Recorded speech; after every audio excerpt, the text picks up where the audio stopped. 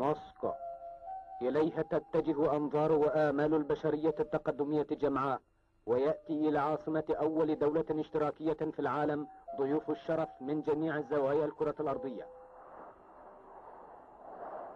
بدعوة من اللجنة المركزية للحزب الشيوعي السوفيتي وهيئة رئاسة مجلس السوفيت الأعلى والحكومة السوفيتية، جاء في 4 يوليو عام 1968 جاء إلى موسكو بزيارة رسمية الرئيس جمال عبد الناصر رئيس الجمهورية العربية المتحدة ورئيس الاتحاد الاشتراكي العربي.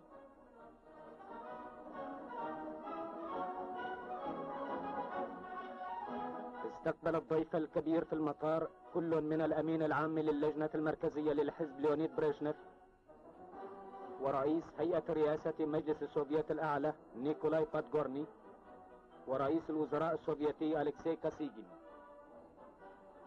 والوزراء السوفيتيون ورجال الدولة والمجتمع.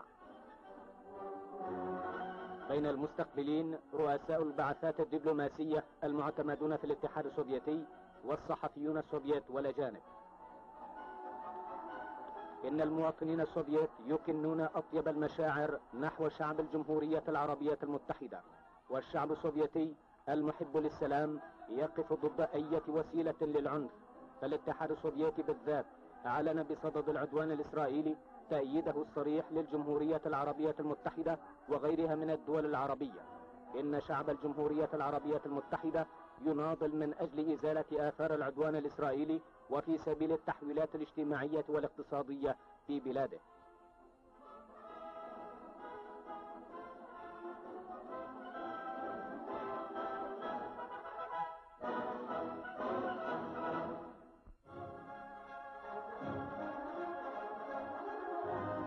تقوم بين الاتحاد السوفيتي والجمهورية العربية المتحدة منذ سنوات عديدة علاقات ودية حارة.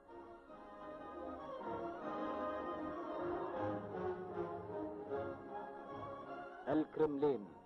تعمل هنا السلطة التشريعية والتنفيذية العليا للدولة السوفيتية، أي هيئة رئاسة مجلس السوفيت الأعلى للاتحاد السوفيتي ومجلس الوزراء السوفيتي.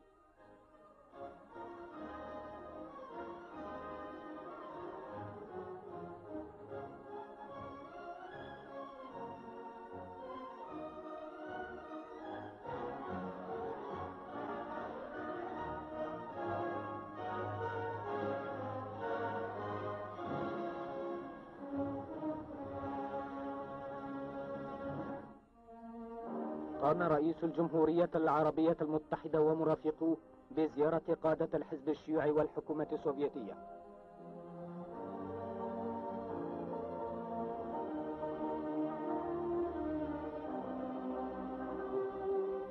جرت محادثات بين الأمين العام للجنة المركزية للحزب ليونيد بريشنيف ورئيس هيئة رئاسة مجلس السوفيت الأعلى نيكولاي بادغورني ورئيس مجلس الوزراء السوفيتي أليكسي كاسيجين، وبين الرئيس جمال عبد الناصر رئيس الجمهورية العربية المتحدة. حضر المحادثات من الجانب السوفيتي سكرتير اللجنة المركزية للحزب باناماريوف، ووزير خارجية الاتحاد السوفيتي جروميكو، ووزير الدفاع السوفيتي المارشال غريتشكو. واشترك في المحادثات إلى جانب الرئيس جمال عبد الناصر رئيس مجلس الأمة السيد أنور السادات، ووزير خارجية الجمهورية العربية المتحدة السيد محمود رياض، ورئيس أركان حرب القوات المسلحة الفريق عبد المنعم رياض. جرى أثناء المحادثات التي سادها جو من الود والصداقة تبادل وجهات النظر حول مسائل التطوير اللاحق للعلاقات الثنائية بين الاتحاد السوفيتي والجمهورية العربية المتحدة، وكذلك غيرها من المشاكل الآنية. يقع أمام أسوار الكرملين ضريح لينين.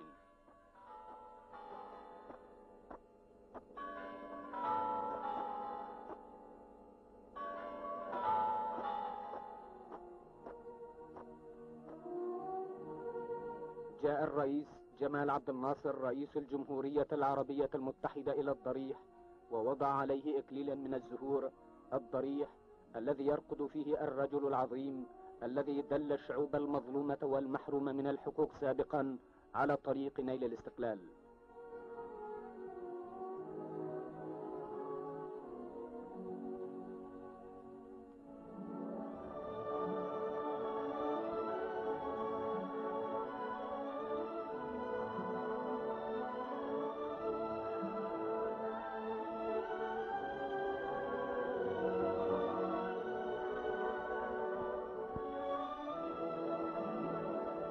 سيظل يحيا لينين في ذاكرة الشعوب إلى الأبد. ضحى الجندي المجهول بحياته في سبيل أفكار لينين والحرية دفاعا عن البشرية من الاستعباد الفاشي.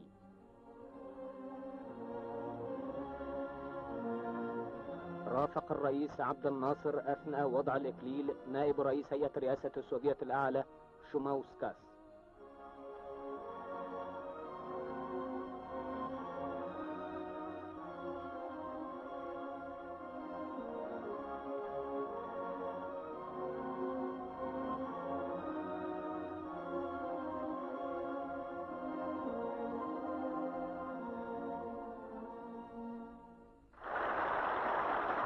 وقد اقتنع الرئيس جمال عبد الناصر وهو في موسكو، اقتنع مرة أخرى بمشاعر السوفيتيين الودية نحو شعوب البلدان العربية.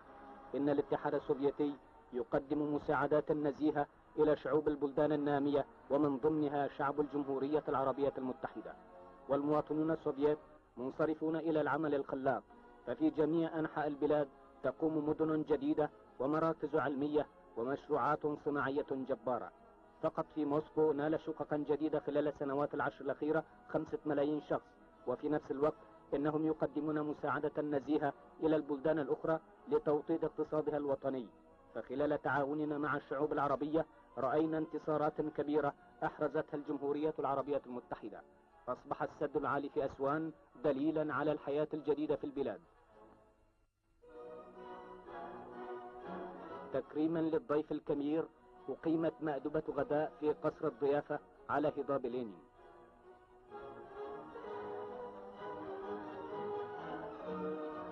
شكر الرئيس جمال عبد الناصر كلا من ليونيد بريزهنف ونيكولاي باتغورني والكسي كاسيجين، شكرهم باسمه وباسم شعبه على الدور الهام الذي يلعبه الاتحاد السوفيتي في النضال من أجل السلام.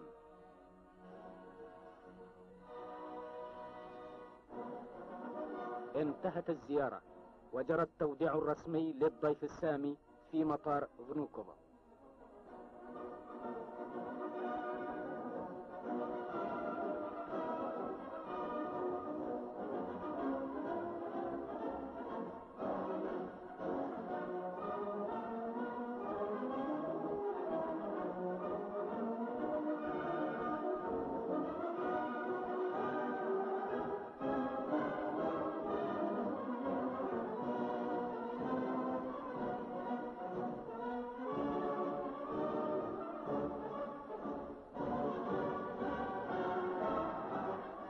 إن زيارة الرئيس جمال عبد الناصر لموسكو مرحلة هامة في تطوير العلاقات السوفيتية العربية وتوطيد الصداقة السوفيتية العربية والنضال من أجل إقامة سلام عادل في الشرق الأوسط.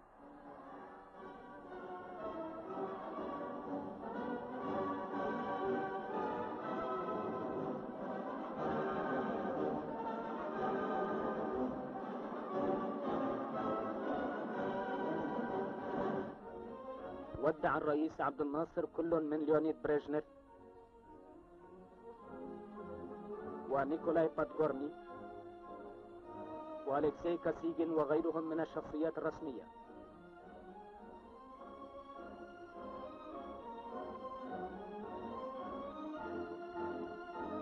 إن المواطنين السوفيت إذ يعبرون عن مشاعرهم الحارة لشعب الجمهورية العربية المتحدة يتمنون له النجاح في نضاله العادل من أجل إزالة آثار العدوان الإسرائيلي ومن أجل توطيد الاستقلال الوطني، على أن شعوب بلدينا لمليئة عزما على تعزيز الصداقة والتعاون فيما بينها.